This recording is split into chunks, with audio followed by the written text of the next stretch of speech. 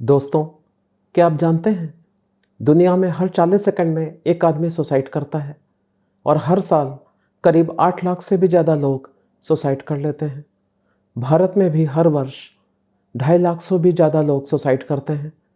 Sushant Singh Rajput, Kushal Punjabi, Jiya Khan, Pratyusha Banerjee, Robin Williams, Marilyn Monroe और गुरुदत्त ऐसे celebrities हैं जिन्होंने सुसाइड का रास्ता चुना।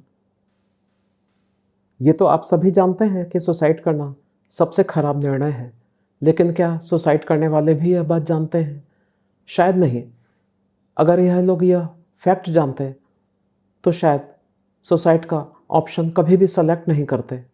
सुसाइड करना सबसे खराब निर्णय है, यह बात मैं किसी रिलीजियस या मॉरल एंगल के बेस पर नहीं कह रहा हूँ, बल्कि दुनिया भर में कंडक्ट किए गए लाखों पास्ट लाइफ रिग्रेशन सेशंस और हिप्नोथेरेपी सेशंस में निकली जानकारी के बेस पर कह रहा हूँ।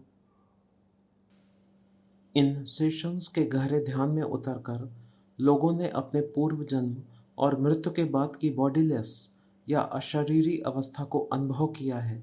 यह सभी सेशंस विश्व के लीडिंग साइकोलॉजिस्ट द्वारा कंडक्ट किए गए हैं और उन्होंने अपने अनुभवों को अपनी बुक्स में शेयर किया है। Many life many masters, life between life, through time into healing और a glorious journey of past life regression ऐसी ही बेस्ट सेलर बुक्स हैं। किसी दुर्घटना या गंभीर बीमारी के चलते कोमा में चले जाने वाले लोगों ने भी ठीक हो जाने के बाद कोमा में हुए अशरीरी अनुभवों पर बेस्ट सेलर बुक लिखी हैं। अनीता मुरजानी की डाइंग टू बी मी सबसे फेमस बुक है, जिसमें उन्होंने कैंसर की लास्ट स्टेज के बाद कोमा में चले जाने वाले अपने अनुभवों पर यह बुक लिखी। कोमा की स्थिति में उन्हें असाधारण दिव्य अनुभव हुए। कोमा से बाहर आने के बाद चमत्कारिक रूप से उनका कैंसर भी एकदम ठीक हो गया और आज 14 वर्षों के बाद भी वे एकदम स्वस्थ हैं। डॉक्टर इबन अलेक्जेंडर ने अपनी best seller book proof of haven में अपनी स्टोरी को शेयर किया है। बैक्टीरियल मेनिंजाइटिस के चलते कोमा में गए डॉक्टर इबन अमेरिका के एक जाने माने न्यूरोफिजिशियन हैं, जो इस बुक में बताते हैं कि कॉन्शसनेस या सोल ब्रेन और बॉडी से परे है और वह मृत्यु के बाद भी एग्जिस्ट करती है। दोस्तों, आज मैं आपसे विश्वविख्यात साइकोलॉजिस्ट के द्वारा लिखी गई 3 बेस्ट सेलर बुक्स के बारे में डिस्कस करूंगा, जो बताती हैं कि सुसाइड करना क्यों सबसे खराब निर्णय है। डॉक्टर माइकल न्यूटन की journey of soul, Robert Schwartz की योर सोल्स गिफ्ट और डॉक्टर ब्रायन वीस की मिरेकल हैपन असाधारण बुक्स हैं, जिनमें इन साइकोलॉजिस्ट ने मृत्यु के बाद होने वाले अनुभवों के बारे में विस्तार से बताया है। और ध्यान रहे, मृत्यु के बाद होने वाले अनुभवों को लोगों ने अपने हीलिंग सेशंस में इन साइकोलॉजिस्ट से शेयर किया है। मेरे लिए यह जानना बहुत रोमांचक था कि इन सभी बुक्स में लोगों ने जो इन्फॉर्मेशन शेयर की है वह एक समान है। दोस्तों, हीलिंग सेशंस के दौरान मैंने भी जब पास्ट लाइफ रिग्रेशन सेशन किए तो मैं भी यह देखकर दंग रह गया कि सभी लोगों के मृत्यु के बाद के विवरण असाधारण रूप से समान थे। आइए समझते हैं कि मृत्यु के बाद क्या होता है, जिससे हमें सुसाइड के बारे में भी समझने में आसानी होगी। एक जीवित इंसान के रूप में हम अपनी बॉडी से सबसे ज़्यादा कनेक्टेड रहते हैं। यह अनुभव इतना गहरा होता है कि हम अपने असली स्वरूप, सोल, आत्मा या कॉन्शसनेस को तो भूल ही जाते हैं। सोल ही हमारी असली पहचान है, जिसने कि इस जीवन में यह शरीर चुना है। मृत्यु के बाद जैसे ही आत्मा शरीर के बाहर निकलती है, मनुष्य के भौतिक शरीर से चेतना समाप्त हो जाती है। शरीर के अलग हो जाने के बाद आत्मा को तेज चमकदार सफ़ेद रोशनी घेर लेती है। कोमा से बाहर निकले हुए लाखों पेशेंट्स ने ऐसा ही बताया है और सभी के विवरणों में काफ़ी समानता है। इसके बाद सोल तेजी से ऊपर उठते हुए एक ऐसी जगह प्रवेश करती है जिसे स्पिरिट वर्ल्ड कह सकते हैं। यहाँ पर उनका स्वागत कुछ सोल्स करती हैं, जो आने वाली सोल की फैमिली ग्रुप का पार्ट होती हैं। इन्हें आप हमारे पूर्वज भी कह सकते हैं। यहाँ पर स्पिरिट गाइड भी आते हैं। स्पिरिट गाइड हायर सोल्स हैं, जो कि जीवन मृत्यु के बंधनों से मुक्त हो चुके हैं और बाकी सोल्स की मदद करते हैं। स्पिरिट वर्ल्ड में प्रवेश के बाद सोल अपने पिछले जीवन को रिव्यू करते हैं और समझने की कोशिश करते हैं कि पिछले जीवन के लेसन्स को क्या वे पूरा कर पाए या विफल रहे। ज़्यादातर सोल्स इस जीवन के लेसन्स को पूरा करने में असफल रहती हैं। इस रिव्यू के बाद वे इन लेसन्स को फिर से पूरा करने के लिए अगले लाइफ की प्लानिंग करती हैं। यह लाइफ प्लान या ब्लूप्रिंट पूरा होने के बाद अगले लाइफ में जाने के लिए स्पिरिट वर्ल्ड से चली जाती हैं और एक नए जीवन में प्रवेश करती हैं। दोस्तों, हमारी करंट लाइफ में प्रीवियस लाइफ्स या पूर्व जन्म में किए हुए कर्मों का बहुत बड़ा रोल होता है। प्रीवियस लाइफ्स में किए हुए अच्छे या बुरे कर्म हमारी डेस्टिनी या लेसन्स बन जाते हैं, जिन्हें हमें भोगना या रिपे करना पड़ता है। नए जीवन की प्लानिंग करते समय सोल पिछले जन्मों में किए हुए अच्छे या बुरे कर्मों के फल को सबक सीखने के लिए अपनी इच्छा से शामिल करती हैं। लेकिन दोस्तों, डेस्टिनी के साथ हमारे पास फ्री विल भी होती है और अपनी फ्री विल या स्वतंत्र इच्छा से भी हम निर्णय लेते हैं और ज़्यादातर समय सोल स्टेट में बनाए गए अपने लाइफ प्लान को इग्नोर कर देते हैं। दोस्तों, सुसाइड भी एक स्वतंत्र इच्छा है जो कि 99% हमारी लाइफ प्लान का हिस्सा नहीं होती है। सभी मनुष्य अपनी स्वतंत्र इच्छा से सुसाइड करते हैं। कोई भी सोल सुसाइड से अपनी लाइफ को एंड नहीं करना चाहती है, क्योंकि हमारे प्रत्येक कर्म का अच्छा या बुरा फल हमें आगे के जीवन में रिपे करना पड़ता है। सुसाइड का अर्थ अपनी लाइफ की प्री मैच्योर एंडिंग है। इसका सीधा सा अर्थ यह है कि अपनी कठिन परिस्थितियों से विचलित होकर मनुष्य ने यह आसान रास्ता चुना है, किंतु यह रास्ता और मुसीबतों को लेकर आता है। इस जन्म के अधूरे रह गए कर्म और सुसाइड का कर्म आगे आने वाले जीवन में तो भोगना ही पड़ेगा। यह ऐसे ही है जैसे किसी क्लास के एग्ज़ाम को पास करके ही हम आगे की क्लास में जा सकते हैं। अगर हम एग्ज़ाम में फेल हो जाते हैं तो अगले साल वही सिलेबस फिर से पढ़ना पड़ेगा, यानी कि इस जीवन के अधूरे कर्म आगे के जीवन में भोगने ही पड़ेंगे। अपनी best seller book miracle happen में डॉक्टर ब्रायन वीस एक पेशेंट के रिग्रेशन एक्सपीरियंस के बारे में बताते हैं। ग्रेग उटेनबर्ग एक थेरेपिस्ट थे जो सुसाइडल टेंडेंसीज के पेशेंट्स की काउंसलिंग करते थे। एक दिन उनके छोटे भाई ने सुसाइड कर ली, जिसके चलते शॉक और सैडनेस की वजह से वे डिप्रेशन में चले गए। उन्होंने अपनी हीलिंग के लिए पास्ट लाइफ रिग्रेशन सेशन में जाने का निर्णय लिया। अपने सेशंस में उन्होंने पाया कि पिछले 4 जन्मों से जीवन में आने वाली परेशानी की वजह से वे स्वयं भी सुसाइड का रास्ता चुन रहे थे, क्योंकि वे अपना लेसन सीख ही नहीं रहे थे और हर बार फेल हो रहे थे। इसीलिए स्पिरिट गाइड्स और उनकी सोल ने ऐसी लाइफ चुनी जिसमें वे किसी परिजन के सुसाइड करने के बाद परिवार को होने वाले शोक को अनुभव कर सकें। इसी वजह से उन्होंने अपना प्रोफेशन भी सुसाइड पीड़ितों की मदद का चुना था। इस सेशन में मिले असाधारण अनुभव ने उनकी जिंदगी की दिशा ही बदल दी। वे फिर से उत्साहित होकर सुसाइड पीड़ितों की मदद करने के काम में जुट गए, क्योंकि वह जान गए थे कि यही उनके इस जीवन का लेसन है। डॉक्टर माइकल न्यूटन अपनी बुक जर्नी ऑफ सोल में बताते हैं कि स्पिरिट वर्ल्ड में सुसाइड को घृणा या पनिशमेंट की दृष्टि से नहीं देखा जाता है, क्योंकि यह नेगेटिव इमोशंस हमारी दुनिया में पाए जाते हैं। स्पिरिट वर्ल्ड में सुसाइड का अर्थ इस दुनिया में वापस आकर फिर से उन्हीं परिस्थितियों को फेस करना और लेसन सीखना होता है। सुसाइड के बाद सोल स्पिरिट वर्ल्ड में वापस आकर निराशा और उदासी महसूस करती हैं, क्योंकि उन्हें सोल स्टेट में जाकर समझ में आ जाता है कि उन्होंने एक अवसर को नष्ट कर दिया है। जीवन में आने वाली सभी कठिनाइयों और संघर्ष सोल के लिए ग्रोथ का अवसर होते हैं, जिनसे गुजरकर सोल की आध्यात्मिक प्रगति होती जाती है।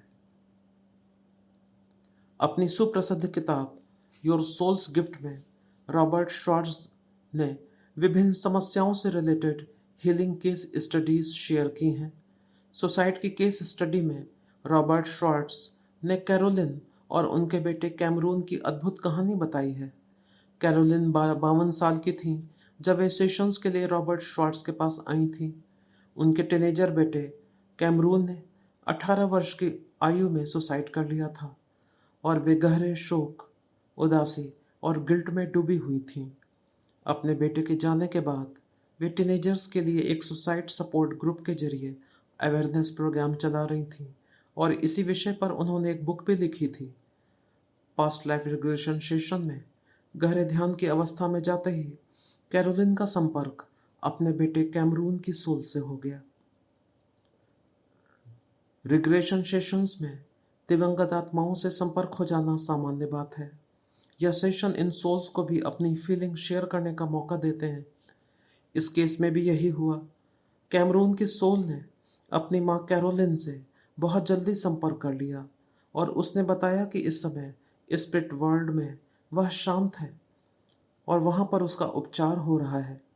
उसने बताया कि सुसाइड का निर्णय उसका स्वतंत्र निर्णय था, जो उसने अपनी सोल की इच्छा के विरुद्ध जाकर स्वयं लिया था। सुसाइड के तुरंत बाद उसकी चेतना शरीर को छोड़कर जैसे ही सोल स्टेट में आई, उसने अपने आप को गहरे दुख, पछतावे और अपराध बोध से घिरा पाया।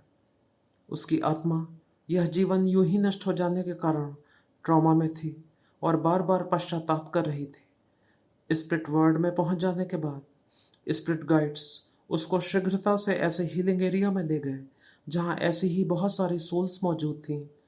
बहुत प्रेम, करुणा और शांति के साथ स्पिरिट गाइड्स ने उसकी हीलिंग की शुरुआत की। गाइड कैमरून की रिकवरी में सहायता कर रहे थे, किंतु यह भी रियलाइज करा रहे थे कि उसने सुसाइड के जरिए अपने जीवन का अंत कर लिया। कैमरून ने बताया कि गाइड उससे नाराज नहीं थे और उनका व्यवहार बहुत प्रेमपूर्ण और दयालु था। कैमरून अपनी मृत्यु के काफ़ी समय के बाद भी हीलिंग एरिया में था और वहाँ पर मौजूद बहुत सारी ऐसी सोल्स की मदद भी कर रहा था जिन्होंने सुसाइड का रास्ता चुनकर गहरे दुख में यहाँ प्रवेश किया था। उसने बताया कि कुछ समय पश्चात वह अपने लाइफ का रिव्यू प्रोसेस स्टार्ट करेगा, किंतु अभी उसका रीइंकार्नेशन का कोई इरादा नहीं था। वह पूरी तरह उपचारित होकर ही यह निर्णय लेना चाहता था। सोल को कब वापस इस दुनिया में आना है, यह निर्णय सोल अपने स्पिरिट गाइड के साथ कंसल्ट करके लेती हैं। कैमरून ने यह भी बताया कि ज़्यादातर ऐसी सोल्स हीलिंग के तुरंत बाद इस दुनिया में वापस आने का निर्णय ले लेती हैं, क्योंकि वे गहरे पश्चाताप से भरी होती हैं और अपने कर्म को रिपे करना चाहती हैं। कैमरून ने कुछ महत्वपूर्ण बातें भी बताईं, जो इस प्रकार हैं। सुसाइड पूरी तरह से उस व्यक्ति की स्वतंत्र इच्छा है, जो वह व्यक्ति अपनी सोल और लाइफ प्लान के विरुद्ध जाकर लेता है। जितनी भी सुसाइड रोकी जा सकती हैं, वे सभी स्पिरिट गाइड, सोल और परिवारजनों के प्रेम द्वारा रोक ली जाती हैं। लेकिन यदि यह व्यक्ति ऐसी सलाह और संदेश इग्नोर करके फ्री विल चूज करता है, वहाँ सुसाइड हो जाती है। कैमरून ने अपनी माँ को बताया कि मैंने कई बार सुसाइड करने का निर्णय तुम्हारे प्रेम की वजह से रोका था, लेकिन सुसाइड करने का निर्णय सिर्फ मेरा था। उसने अपनी माँ को कहा कि उसको अपने बेटे की सुसाइड की वजह से गिल्ट महसूस करने की कोई ज़रूरत नहीं है। कैरोलिन का प्रेम तो उसे ऐसा निर्णय लेने से बार बार रोक रहा था, लेकिन फाइनली उसने अपनी स्वतंत्र इच्छा चुनी और यह गलत निर्णय लिया। कैमरून ने अपनी माँ को यह भी बताया कि सुसाइड के तुरंत बाद सोल स्टेट में आने के बाद सोल्स गिल्ट, पेन और कन्फ्यूज़न से भरी होती हैं। इस समय हम जब भी किसी ऐसे व्यक्ति को याद करें जिसने सुसाइड का रास्ता चुना है, उसे प्रेम और करुणा से याद करें। उन्हें जज या क्रिटिसाइज नहीं करना चाहिए, क्योंकि उन्हें तो स्पिरिट वर्ल्ड में भी जज नहीं किया जाता है और अनकंडीशनल लव और सपोर्ट दिया जाता है। स्पिरिट वर्ल्ड में सुसाइड को पाप नहीं समझा जाता है, लेकिन गलत निर्णय जरूर माना जाता है। सुसाइड इसीलिए सबसे खराब चॉइस है, क्योंकि उस सोल को वापस पृथ्वी पर उन्हीं परिस्थितियों में अपने लेसन्स को सीखने दोबारा आना पड़ेगा और इनकारनेशन का यह सिलसिला तब तक चलता रहेगा जब तक कि वह सोल अपना सबक नहीं सीख लेती। नीरज जब पिछले साल मेरे पास हीलिंग के लिए आए थे, तो वे उस समय डिप्रेशन, उदासी और कन्फ्यूज़न से भरे हुए थे। कुछ महीनों से उनके अंदर सुसाइडल थॉट्स भी आने शुरू हो गए थे। उन्होंने अपना कड़वा सबक पास्ट लाइफ रिग्रेशन सेशन में जाकर ही जाना। नीरज एक सॉफ्टवेयर इंजीनियर थे जो कि अपनी पढ़ाई पूरी करने के बाद यूएस चले गए थे और एक बड़ी सॉफ्टवेयर कंपनी में काम करने लगे थे। उनकी शादी भी एक इंडियन ओरिजिन की लड़की से हो गई थी जो कि एक मल्टीनेशनल कंपनी में काम कर रही थी। उनकी लाइफ में सब कुछ बढ़िया चल रहा था। थोड़े दिनों के बाद उनकी एक बेटी भी हो गई थी और वे अपने परिवार के साथ में अपनी हाई प्रोफाइल लाइफ को एंजॉय कर रहे थे। लेकिन 5 वर्ष पहले उनकी कंपनी के ओनर्स के बीच में आपस में हुए झगड़े और मतभेद के चलते नीरज को अपमानजनक परिस्थितियों में रिजाइन करना पड़ा। नीरज को सॉफ्ट टारगेट बनाकर ब्लेम किया गया और कंपनी के नए मैनेजमेंट ने उनके अगेंस्ट में कोर्ट केस भी फाइल कर दिया। अगले 2 वर्षों तक नीरज को इस कोर्ट केस से जूझना पड़ा और वे इसको किसी तरह ख़त्म कर पाए। इस पीरियड में वे जॉब भी नहीं कर पाए और उनके कोर्ट केस में बहुत सारे पैसे भी खर्च हुए। 2 साल के कैरियर गैप की वजह से उनको दोबारा नौकरी मिलने में दिक्कत आने लगी और मजबूरी में उनको अपने परिवार के साथ में इंडिया वापस लौटकर आना पड़ा। यहाँ वापस लौटकर उन्होंने नोएडा में सॉफ्टवेयर कंसल्टेंसी का अपना कार्य शुरू किया जो कि बहुत अच्छा नहीं चल रहा था। नीरज जब इस हीलिंग सेशन में आए तो वे बहुत बेचैन थे और वे जानना चाहते थे कि इतने अच्छे कैरियर और एजुकेशन के बावजूद उनको अपने लाइफ में इतना स्ट्रगल क्यों करना पड़ा। अपने हीलिंग सेशन में गहरे ध्यान की अवस्था में पहुंचते ही पूर्व जन्म में नीरज ने अपने आप को घोड़े पर बैठे हुए एक मुगल सैनिक के रूप में महसूस किया जो कि अपने गांव छुट्टी में जा रहा था। उन्होंने अपना नाम गुफरान बताया। गांव में पहुंचने पर सभी लोगों ने उसका बहुत स्वागत किया। गांव वाले हर बार उसके आने का इंतजार करते थे क्योंकि वह अपने साथ बहुत सारे उपहार और युद्ध में लूटे हुए सामान सभी के लिए लाते थे। जब गुफरान अपने घर पहुंचे तो उन्होंने पाया कि उनकी वाइफ को टीबी हो गया है और वो बहुत ज़्यादा बीमार हैं। उनके 4 छोटे बच्चे भी थे। अपनी पूरी छुट्टी में उन्होंने अपनी वाइफ की सेवा की और इलाज कराया, लेकिन उसकी तबीयत बिगड़ती ही चली गई। गुफरान छुट्टी के बाद वापस आगरा चले आए, लेकिन वहाँ पहुंचकर उनका काम में मन नहीं लगा और वो वापस गांव लौट आए। जब गांव वालों ने यह सुना कि उन्होंने अपनी वाइफ की वजह से अपना काम छोड़ दिया है तो उन्होंने उसका बहुत मजाक उड़ाया और अपमान किया। उन्हें सबसे ज़्यादा धक्का तब लगा जब उनकी वाइफ ने भी उनको इस निर्णय के लिए बहुत ज़्यादा डांटा। उनकी वाइफ ने उनकी कोई बात नहीं सुनी और उनका लगातार अपमान करती रही। दुख और अपमान से पीड़ित गुफरान घर से बाहर निकल गए और एक तालाब में कूदकर आत्महत्या कर ली। वह पास्ट लाइफ याद आते ही नीरज तुरंत जान गए कि वे अपनी इस लाइफ में स्ट्रगल क्यों कर रहे थे। उनकी बढ़िया जॉब इसीलिए छूटी क्योंकि वह इस जीवन के लेसन का हिस्सा थी। गुफरान के रूप में उन्होंने अपने जीवन के सफ़र को बीच में ही छोड़ दिया था और सुसाइड का आसान रास्ता चुन लिया था। इसलिए इस जीवन में नीरज उन्हीं परिस्थितियों का फिर से सामना कर रहे थे। सेशन के दौरान यह जानने के बाद नीरज बहुत शांत हो गए और उन्होंने खुद से वादा किया कि इस लाइफ में वे सिचुएशन का सामना करेंगे और सरेंडर नहीं करेंगे। वह अभी भी अपने बिजनेस में मेहनत कर रहे हैं और उसे इस्टेब्लिश करने की कोशिश कर रहे हैं। तमाम दिक्कतों के बावजूद उनका मनोबल ऊंचा बना हुआ है। रिग्रेशन सेशन में मिली गहरी आध्यात्मिक समझ से उन्होंने अपना लेसन सीख लिया है। मैंने इस वीडियो में कई बार लेसन का जिक्र किया है। वास्तव में सभी सबक या लेसन प्रेम, शांति, दया और करुणा से संबंधित हैं। हमें आपस में एक दूसरे के साथ में प्रेम, शांति, दया और करुणा से व्यवहार करना चाहिए। लेकिन इंसान पृथ्वी पर लाखों सालों से रहने के बावजूद आपस में प्रेम और इंसानियत से पेश आने का सबक अभी तक नहीं सीख पाया है। दोस्तों, अब आप समझ गए होंगे कि सुसाइड करना सबसे खराब चॉइस क्यों है। हमारे जीवन में परिस्थितियाँ चाहे जितनी कठिन या चुनौतीपूर्ण हो, उनसे हार नहीं माननी है। हम जान चुके हैं कि अगर अपने जीवन की कठिन परिस्थितियों से घबरा कर हम सुसाइड का गलत रास्ता चुन लेते हैं तो हमें उन्हीं परिस्थितियों का सामना अगले जीवन में फिर से करना पड़ेगा। लगातार संघर्ष और पॉजिटिव माइंडसेट से हम कठिन परिस्थितियों से आसानी से बाहर वापस आ सकते हैं। दोस्तों, हमेशा याद रखिए, चाहे जैसा वक्त हो, ये वक्त ही है और ये भी गुजर जाएगा। दोस्तों, अगर यह वीडियो आपको अच्छा लगा हो तो आप इस वीडियो को लाइक करना और चैनल को सब्सक्राइब करना ना भूलें। धन्यवाद।